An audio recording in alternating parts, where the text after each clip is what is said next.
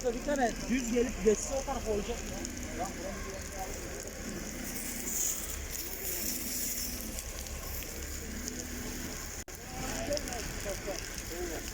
Hareketi devam ama ya.